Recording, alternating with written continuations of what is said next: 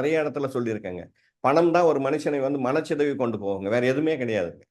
வேற எல்லா விஷயத்திலிருந்தும் நீங்க வெளியில வந்துடலாங்க.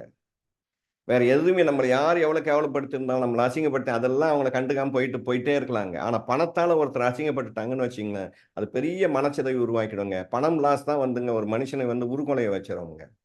அப்படி இருக்கும்போது பார்த்தீங்கன்னா, நான் நெறைய பேர பார்த்துருக்கேன். இப்போ ஒரு மெடிக்கல் ஷாப்ல ரன் பண்றாருங்க. அந்த மெடிக்கல் ஷாப்ல மாசம் வந்துங்க 1,50,000 2,00,000 ப்ராஃபிட் வருது. இந்த பிசினஸ்ல இருக்காருங்க. இந்த பிசினஸ்ல ஆவரேஜா அவர் பார்த்தீங்கன்னா, மாசத்துக்கு ரூ. 3,00,000 மேல லாஸ் பண்றாருங்க. நான் நெறைய முறை சொல்லி பார்த்துட்டேங்க. பட் ஆனா அவரால வந்து பார்த்தீங்கன்னா, அத கண்ட்ரோல் பண்ண முடியலங்க. சொல்ற பேச்சு கேட்கறதில்ல. இப்ப பாருங்க, அங்க 2,00,000 சம்பாரிக்கிறாரு. இங்க 3,00,000 லாஸ் பண்றாரு. ஆவரேஜா 2லருந்து ரூ. 3,00,000 ஈஸியா லாஸ் பண்றாருங்க.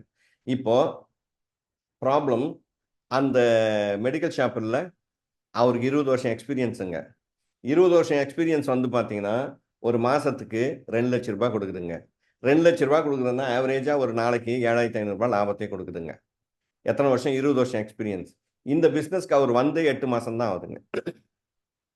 இந்த 8 மாசத்துல இவர் என்ன இந்த பிசினஸ்ல எதிர்பார்க்கிறாருன்னு தெரியல. எக்ஸ்பீரியன்ஸ் எங்க இருக்குன்னு பாருங்க. இப்ப என்ன ஆகுது பாருங்க. அந்த 2,00,000 கொண்டு வந்து இங்க போட்டு, இத லாஸ் பண்ணி, குடும்பத்துக்கு வேற ஏதோ பர்சனல் லோனுங்க, கிரெடிட் கார்டு யூஸ் பண்ணிக்கிட்டு இருக்காருங்க. இது அந்த ஃபேமிலிக்கு தெரியாதுங்க. அப்ப யோசித்து பாருங்க. ஆவரேஜா எனக்கு தெரிஞ்சு இந்த 8 மாசத்துல ரூ. 25,00,000 லாஸ் பண்ணிட்டார்.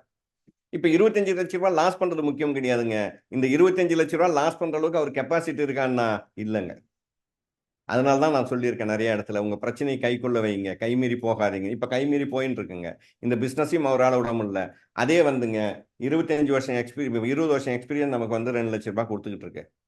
இப்ப நம்ம ஒரு புதுசா ஒரு பிசினஸ் ஆரம்பிச்சிருக்கோம். இதுல டெய்லி வந்து ஒரு ரூ. 2,000 ரூ. 2,500 சம்பாரிச்சு, ஒரு 50,000 சம்பாரிச்சோம்னா, மெதுமெதுவா வியாபாரத்த கத்துக்கிட்டு, இதுல ஒரு 2,00,000 சம்பாரிச்சிருந்தா, அவர் 2 பிசினஸ்க்கு ஓனர் ஆயிருப்பாருங்க. ஆனா என்னாச்சு? இருக்கிற பிசினஸையும் கோட்ட விட்டாருங்க. இப்போ தேவையில்லாம மன உளைச்சல்ல சுத்திக்கிட்டு இருக்காருங்க. இதுல முக்கியமான விஷயம் ஃபேமிலிக்கு தெரியாதுங்க. மெயின் இதான். அவங்க என்ன நெனச்சுக்கிட்டு இருக்காங்க, இவரு மளிகை கடைய நல்லா நடத்திக்கிட்டு இருக்காரு. பொறுப்பா நடத்திக்கிட்டு இருக்காரு. 20 வருஷம் கரெக்ட்டா தான் நடத்திக்கிட்டு இருந்தாரு. இந்த 8 மாசத்துல தான் இவரோட கொலாப்ஸ்ங்க.